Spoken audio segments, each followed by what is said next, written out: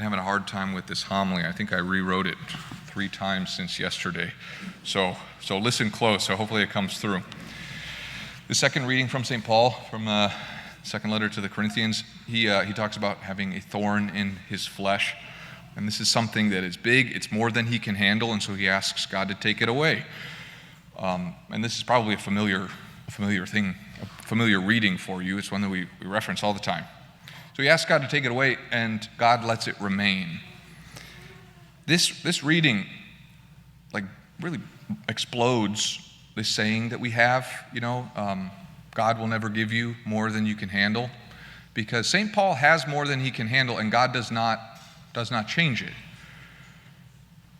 When we say this, the times where we say that phrase, God won't give you more than you can handle, and this thing that St. Paul is dealing with, these aren't just like difficulties or annoyances. These are times when we're dealing with something big that causes us serious trouble that we try, but we cannot overcome. And so it leads us to this point where we say, maybe I should just leave, or maybe I should just give up, because I can't do this.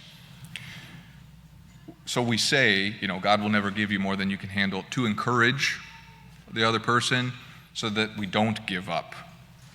We try to reassure, you'll get through this, it'll be okay. So that's all great, but I'm going to dismantle this phrase a little bit, okay? Because, and I don't want you to take from this God, it's not true that God won't give you more than you should handle, so you should be very afraid and probably give up, that's, actually, I want to give you the same thing, but on a firmer foundation, because it's true, we don't give up, we don't have to give up. I just want to give you a better reason for it than this phrase gives. The phrase, God will never give you more than you can handle. It's fine, and I, for a long time, thought it was actually something that Jesus said, and until I read through the Gospels and found out, no, he doesn't say that anywhere. It's not anywhere in the Bible. The phrase is fine until you're actually living through something serious and overwhelming, and then someone says it to you, and it all just shatters. I don't know if you've been in this spot before. If you were there and somebody said that to you, I hope it helped you. When that happens to me, I just get angry. When they say God will never give you more than you can handle, and you actually have more than you can handle, then what? Either you look at God and say, God, people told me that you would never let this happen, so where are you? What's the deal here? Or you can look at yourself and say, well, since God will never give me more than I can handle, I guess this overwhelming thing I should be able to handle, but I can't. And then we feel worse because apparently it's just our own fault. We're failing to do what we actually can do, and we just need to do better. And that doesn't get us anywhere. So the intention behind the phrase, don't give up, that's good, for sure. But the reason not to give up is not very good. It's not a biblical thing. And it's a little too close to silly things like, if you're a good person, bad things won't happen to you. That we know that's false. If you try to be a good person, then bad things will happen to you. So I don't want to set you up for disappointment. I don't want to give you some sort of reason for hope and encouragement that's based on something that's so loose. The problem with the phrase, God will never give us more than we can handle, is it's too fragile. And what Jesus gives us is not fragile. What he gives us is firm and perfectly secure. So there's 2 big differences between the gospel and what we say when we say God will never give us more than we can handle. The first thing is that phrase, it suggests just from the beginning that our lives usually are something that we can handle or should be able to handle. But I don't think that's true. All the greatest things, all the things that are worth the commitment of our whole lives, marriage, parenthood, priesthood, religious life, following the Lord, sharing the gospel, all of these things are more than we can handle, just from the very beginning.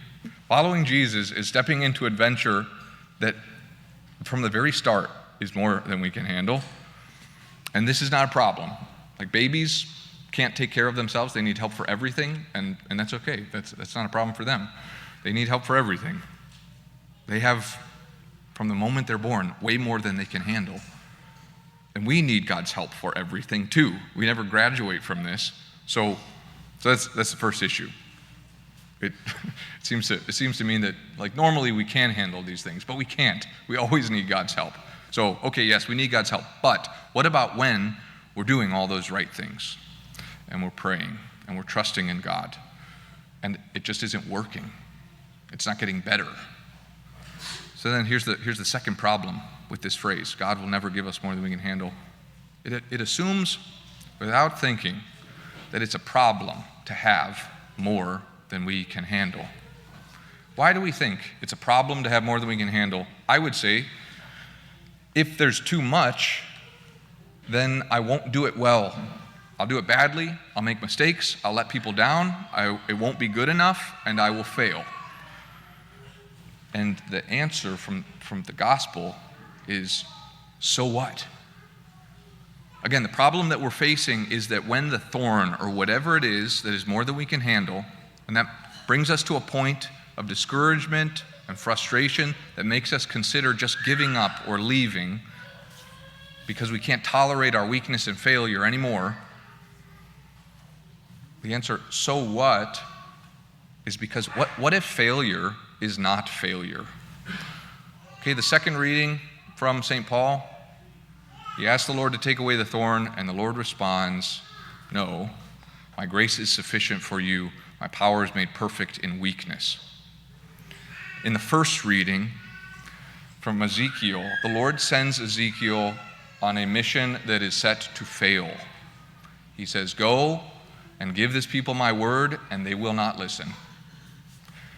This is the Paschal mystery. This is Jesus' death and resurrection. God's greatest victory looks like the biggest failure. Jesus came to save humanity, and he was rejected and tortured and executed. But this is the salvation of the world. We might look like failures to ourselves, and all the while God's grace is working wonders. Again, this is the Paschal mystery. It isn't just that on the last day we will rise again, but this is like an everyday thing. So here's just two examples, because there's a lot of parents here. You can imagine it's 2:30 in the morning, and the baby is crying, like the intense crying, the inconsolable crying. And this is the 5th time that night that the baby has been crying like this. So the parent sits on the side of their bed, and they do not want to go in there. And what they can see is, I should love my child more.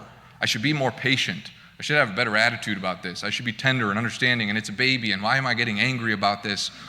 How can it be that the thought of maybe just throwing the baby out the window has popped through my head? Like, no parent will admit that. But parents, you're not alone. So the parent can sit there and say, I am a failure, I am too weak. Maybe I can't do this. Maybe I should just give up and leave. Or what you always do, what you normally do, the parent in weakness gets up and goes and loves and takes care of their child. Maybe they're sitting there with this little baby and saying, it is so good that you can't understand what I'm saying. Because I don't want to be here, but I do love you. And my heart is far from this, and I wish I had more tenderness and patience and all those sorts of things. But here I am your parent, and you are my child, and I do love you, and I am weak. Okay, here's another example. This is like my own thorn right now. There's still, and it's frustrating, and maybe I should be more understanding about it. I don't know, but I still have a lot of grief about my niece Jane. And this was weeks ago. But the way it comes out is that it's hard for me to keep up, and like I have less energy than I did before, and ability to focus, and I get overwhelmed. And so then I just feel like I'm failing, or I'm not as present as I should be, or responding as quickly as I should be. I feel like I'm failing and I'm letting people down. This is not something that I can figure out how to overcome, It's frustrating. So it leads to the same place. Like, can't you be a better priest? Can't you just overcome this or feel better about this or whatever? But always, we just go and do what love requires in weakness. So I don't like to serve God in weakness any more than you do. I don't like to serve God in what looks like failure to me. I want to be strong and competent and successful. But when we're not, the temptation is the same as the gospel. So in the gospel today, Jesus went to his own house, and he was rejected by these people because rather than receiving the Savior that God sends, People clung to what they thought he should look like. He should look more powerful. He should be more impressive. He shouldn't be somebody that we know from when he was growing up. And so it says they rejected him. They took offense at him. And we take offense when God calls us to serve him in weakness and not in strength, maybe in failure rather than success, in what looks not good enough to us. Again, the question that all this leads to, failures, weakness, discouragement, it leads to whether we will give up or continue on. And the reason why we can continue in peace is not because God will never give us more than we can handle, but because our weakness and failures are not greater than God's grace. So we do not have to fear our weaknesses, because actually the only way that we can truly fail is if we believe the lie that we cannot love and serve God until we are no longer weak, until we are strong, until we are fixed, until we have overcome this thing. And so, if we believe that, then we give up. So we all have thorns like St. Paul, those things that we would do anything to be free of, that hold us back so much. And what Jesus gives us, better than the phrase that we've been discussing, what Jesus gives us is great, firm, unconquerable reason to not be afraid. Instead, with courage and humility, we leave behind any discouragement. There is no justifiable discouragement. We can throw it all off. There is no discouragement that we are meant to bear. So if you have any, from anything, even from long ago, this is the invitation. Just leave it behind. What was our shame can become our boast by the grace of God.